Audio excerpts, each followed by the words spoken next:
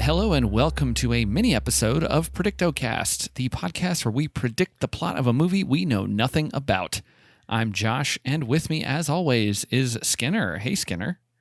Hey, Josh. Hey, all those. Insert remark based on the movie we're watching, but I haven't given any thought to it in advance, so I don't have anything. People out there. Wow. Very good. So some explanation as to how we came to the film that we are going to cover next week on the show. So last week, obviously, you've heard our great episode on Fear City. Awesome movie, fun episode. If you haven't listened, go back and listen to it. And when we were doing the thing that we normally do on the mini episodes, you know, you look for the movie posters and things like that, and you search Fear City on Google, you're also suggested the movie that we're talking about next week, and that is City of Fear. From 2000 now, let me be clear, we're not talking about the 1959 City of Fear. That's probably better than the one we're going to talk about. We're talking about the one from 2000, direct-to-video, starring our good buddy Gary Daniels. We last talked about him in the movie Firepower. The film, if you listen to that episode and remember, made me laugh nonstop when some cars drove down a tunnel. The simplest scene ever that had put Josh in hysterics. It was amazing. You guys didn't catch it on the show, but watching along with him, it was the funniest fucking thing we've ever come across for no particular reason. It was so funny.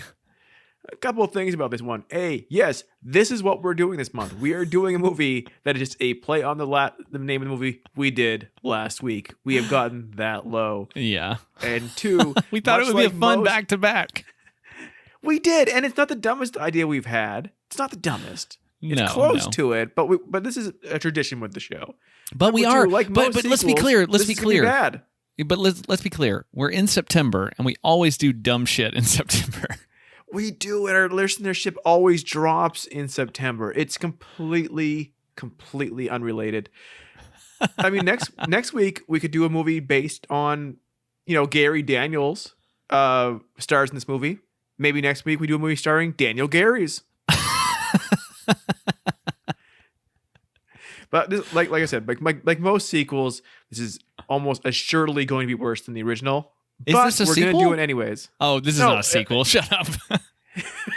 It's a sequel to our episode last week. That's right. It's totally squeakle, different things. Whereas the film last week took place in gritty New York in the 80s. This one takes place in Bulgaria. Okay, we don't have a lot of keywords, so we're gonna have to talk about all the keywords of this one. Yeah, we are. So first, before we go too far, just from that title, like we kind of, we might have burned a lot of bridges last time when we talked about Fear City. Again, very similar title.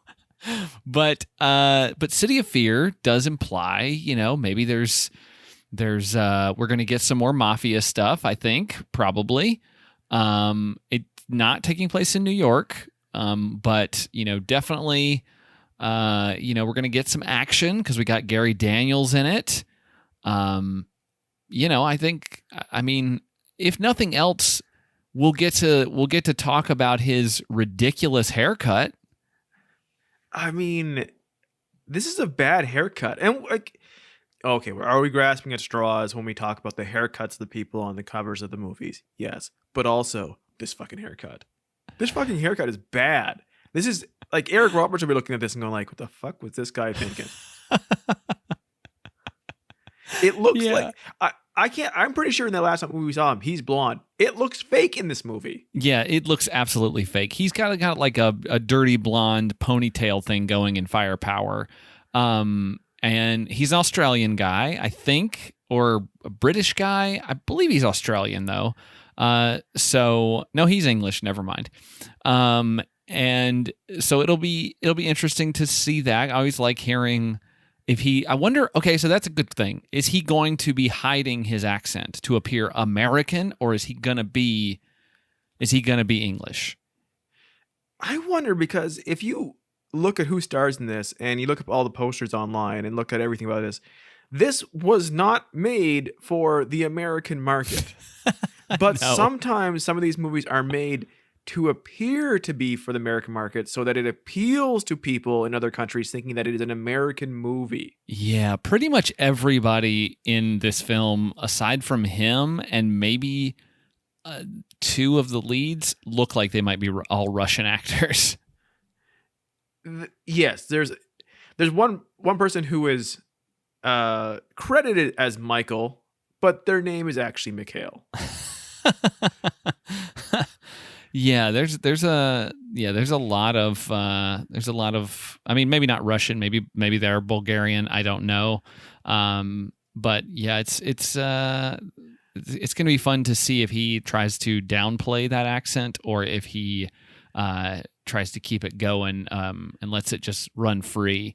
Let's talk about a little bit of the artwork. Because there's a lot of posters for this. When you search City of Fear 2000 on Google, you will get, let's see, 1, 2, 3, 4, 5, 6. I think seven different posters for this movie. I mean, of varying quality. I think the one that I think is for the UK market, with the oversaturated white background, I think that's the best one because you can't really see his hair as well, and the red on black looks almost classy as comparative to the block white letters on his black shirt of the main poster, where he's staring right into your soul and you're reading his shirt like he's a Ben Garrison fucking character.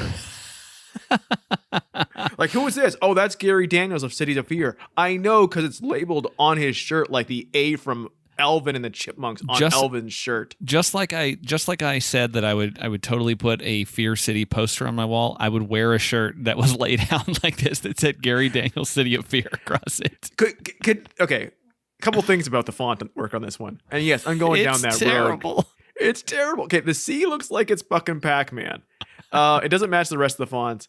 Fear, they put a little kind of maroon line under the E and A, so they're smaller than the F and the R. But for whatever reason, that spaces it out, so it looks like City of Fear.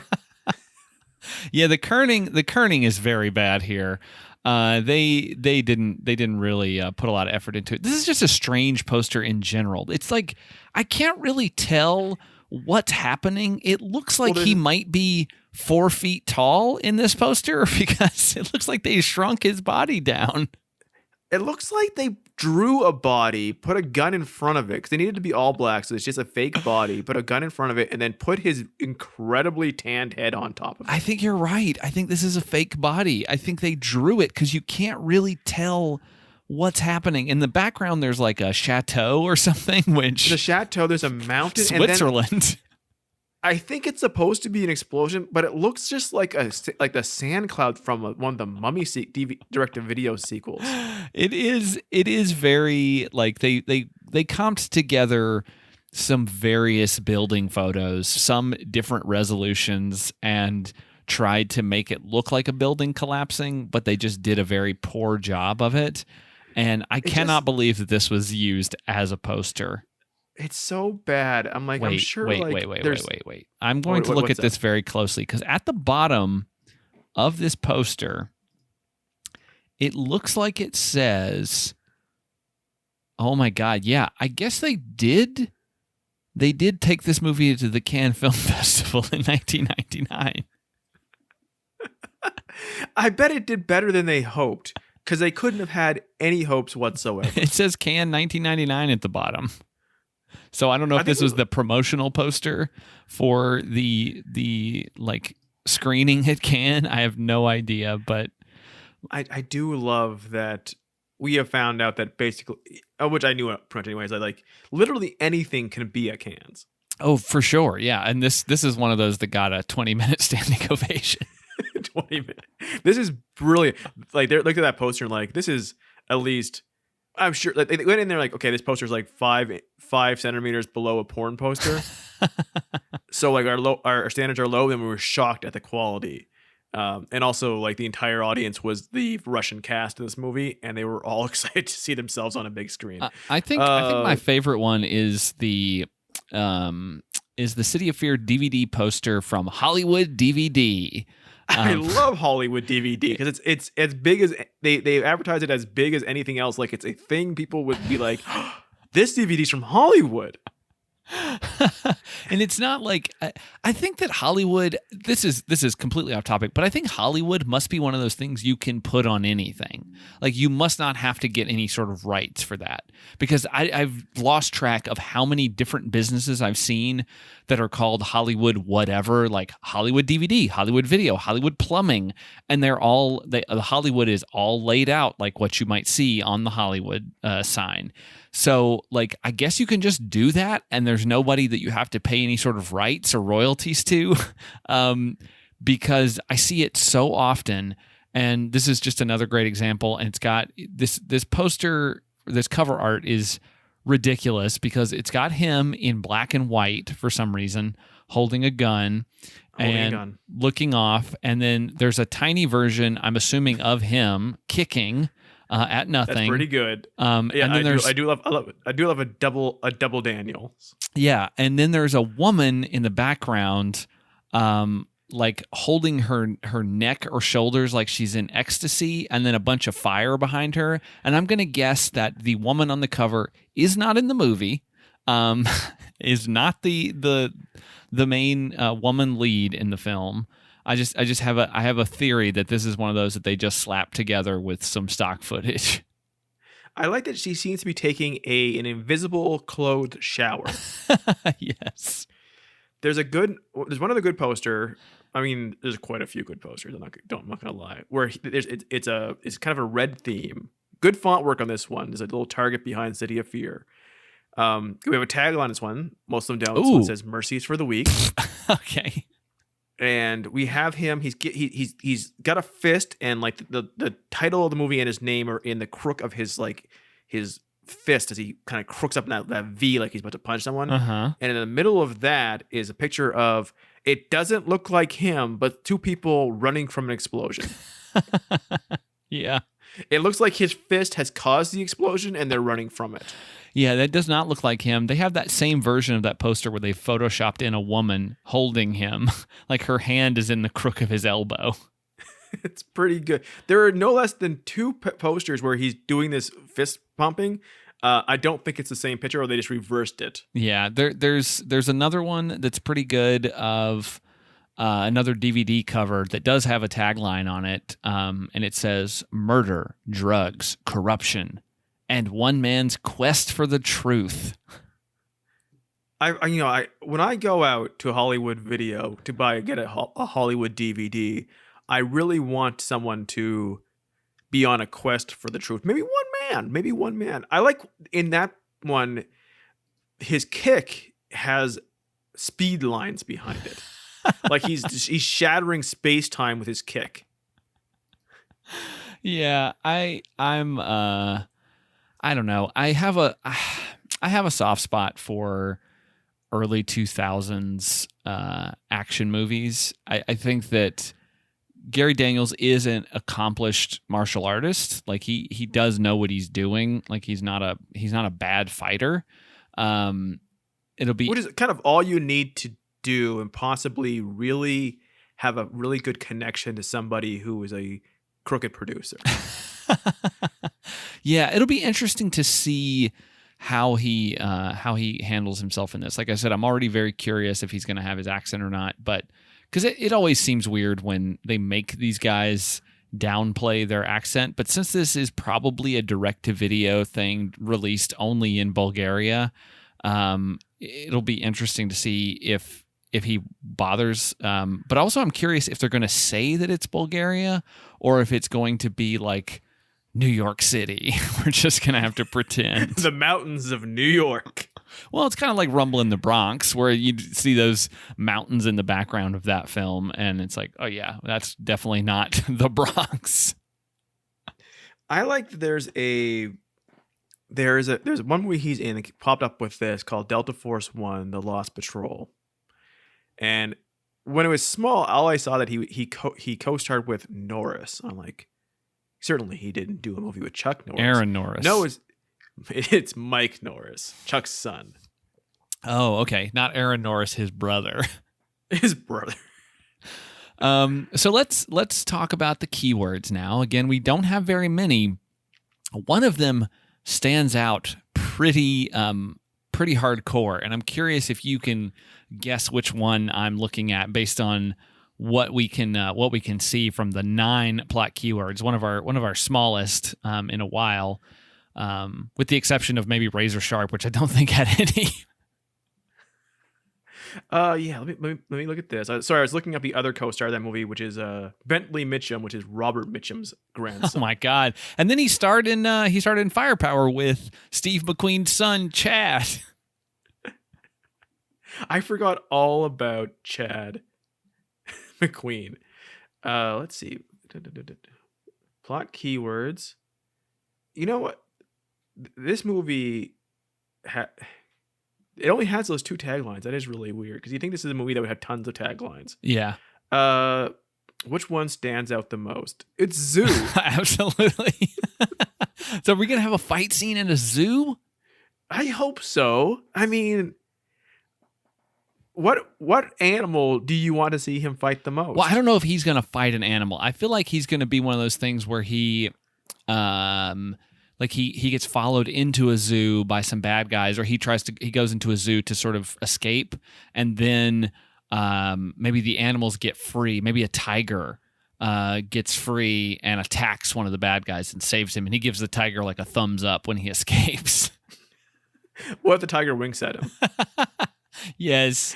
Oh, I mean, the tiger's really good. A rhinoceros would be pretty good because he's right in the horn. Man, yeah, rhinoceros come bowling through and take out some bad guys. Or it could be like in Eraser with Arnold Schwarzenegger where he shoots an alligator and tells it it's luggage. I just want him to punch something and then go like, "Fuck you, orangutan." In an Australian accent. What if the bad guys, because one of the other keywords on here is Russian mafia, so I'm assuming that they're the bad guys. Unless he's part of the Russian mafia, who knows?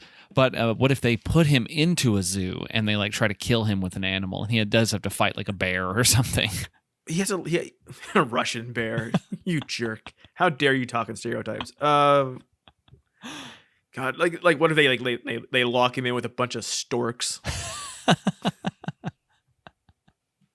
And he punches them, and he's like, "Don't you have babies to deliver?" Everyone remembers. Hey, anyone else? Did anyone remember the movie Storks? Came out not too long ago. Storks. That was about the Vlasic pickle stork, right? Yes. It's a sequel to Food Fight. Okay, other keywords we've got on here: Bulgaria. Okay, so probably takes place in Bulgaria. Good to know. I mean, it points out Sofia, Bulgaria, which is the capital of Bulgaria. So I thought that was the lady from Modern Family. No, it just happens to sound like a great name. Fantastic name. Yeah, we've got police. All right, maybe he's a cop. Probably. Maybe he's a cop. We have a funeral. Ooh. Funeral plus zoo is a good combo. A zoo funeral. A zoo funeral. We're here to lay Harambe to rest. Oh no. No one remembers that reference anymore. The white tiger has passed away. We have to everyone come. Maybe he's like a janitor at a zoo, and an animal dies under his watch, and he has to go to the funeral, and he feels real bad about it because the mafia kills some animal at the zoo. And what if we got police, we got Russian mafia, we have zoo. What if he is a vet? He works at the zoo. He used to be a mercenary, but now he works at the zoo because he loves animals. But there's a shootout between the mafia and the police at the zoo. Mm. And he has to take them both out in revenge for his best friend, a stork. Who loves pickles. Who loves pickles. It's a really quaint quirk. He's always feeding this stork pickles. It has that big long thing that sometimes holds babies. It's just filled with pickles. His name is Briney. So we've also got organized crime, of course, goes with Russian mafia. We've got journalist. So either if he's not a journalist, then the female lead has to be. Oh yeah, probably the lady it could be a journalist. An April O'Neil. Yes, exactly. Oh, that's good. She's April O'Neil, and his best friend at the zoo is a turtle. It's a turtle. His name Jones Casey, and he used to be a cop, but he ratted out bad cops, and so they called him a rat. And now he works at the zoo, taking care of turtles and rats. He's splintered off from his old job. Yeah. And the mafia comes in and throws one of his beloved animals into a shredder. And then he fucks some animals because it's a zoo. Like the movie Zoo. Yeah, like the movie Zoo. And then the last keyword is independent film, which I don't, when I think of an indie film, this is not what I think of. No, but they don't even have like very independent. They don't have martial arts on here, or like we had in Fear City, like punches to the face, punches to the stomach, kicks to the face, kicks to the stomach. Like they don't have any of those specifics, which makes me think, one, no one has seen this movie, and two, maybe martial arts doesn't play as big of a role, but then why would you cast Gary Daniels? So he's got to be kicking the shit out of people at some point. He's got to be kicking the shit up. Like, I mean, if he was kicking the shit out of animals, I mean, that'd have to be on the tagline. Because that's somebody's thing. Yeah, like, I gotta organize every movie where a human kicks an animal. That's why this is the city of fear, because this guy's going around kicking animals. We talked about how if you click on the keywords, it shows you a list of by popularity of movies that have that keyword in it. Sure. And I really am shocked that looking at the top 10, We Bought a Zoo is not there. And like, actually, it isn't in honestly, the top 20. Yeah, the ones that are don't make me immediately think about zoos. Okay, I know from having a child and having to watch it several times, I know there's a zoo in Harry Potter and the Sorcerer's / Philosopher's Stone. Uh-huh. I don't think of a zoo when I think of Goodfellas. Or the game. Yeah, I mean, Tusk maybe. Sure. Maybe. But Dracula. But Francis Ford Coppola's Dracula. That's the first. I mean, honestly, when I think Bought a Zoo is a great movie. When I think about that movie, I do think about zoos constantly when I think about Dracula. And then, of course, right above Dracula is 3 zoos outside Ebbing, Missouri. So that one, it seems like it's on the right place in the list. Pretty much, yes. Movie Zoo, not on that list. Not popular at all. Not the first thing you think of. No. Why did I bring it up on the show then? Anyways, but yeah, I'm actually curious about films' popularity of Sofia, Bulgaria, and lots of action movies, lots of movies with people that you wouldn't be surprised at. Steven Seagal, Christian Slater, and then a lot of older movies that I wouldn't think of, but. Yeah, apparently lots of stuff happens in Sofia, Bulgaria. So this movie, City of Fear number 12 though. So it's up there. Bad. It's up there. I mean, it clearly has a following. It doesn't at all. So some final thoughts in this one. We know from the taglines that mercy is for the weak. Yeah. That tells us a lot. No mercy.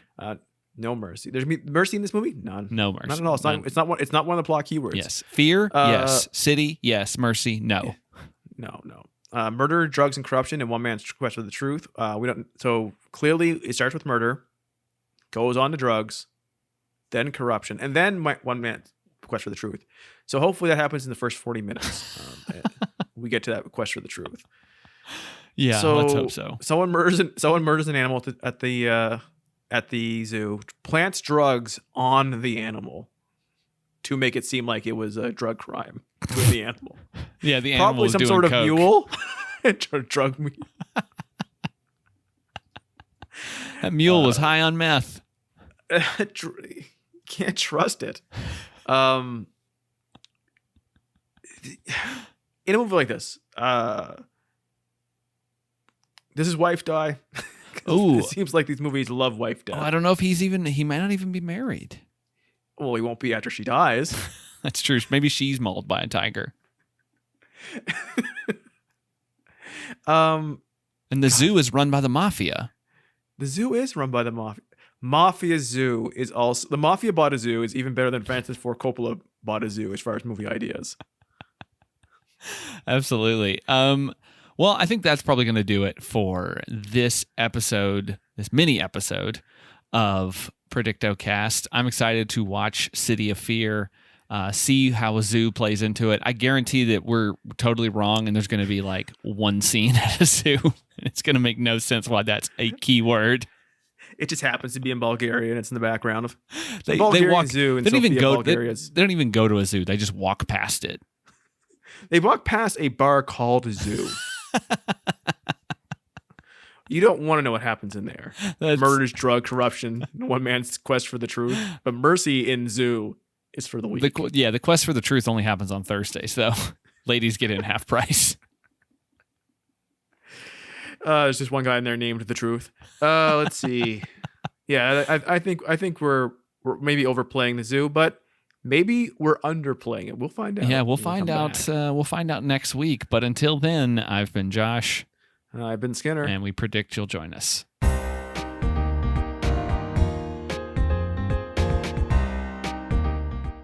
If you like the show, subscribe, rate, and review us over at Apple Podcasts. We're on Twitter and Instagram at predictocast, and you can find our entire back catalog at predictocast.com. Our theme music is by Kyle Sledge. Find more of his work at soundcloud.com/geistmusic. As always, thanks for listening.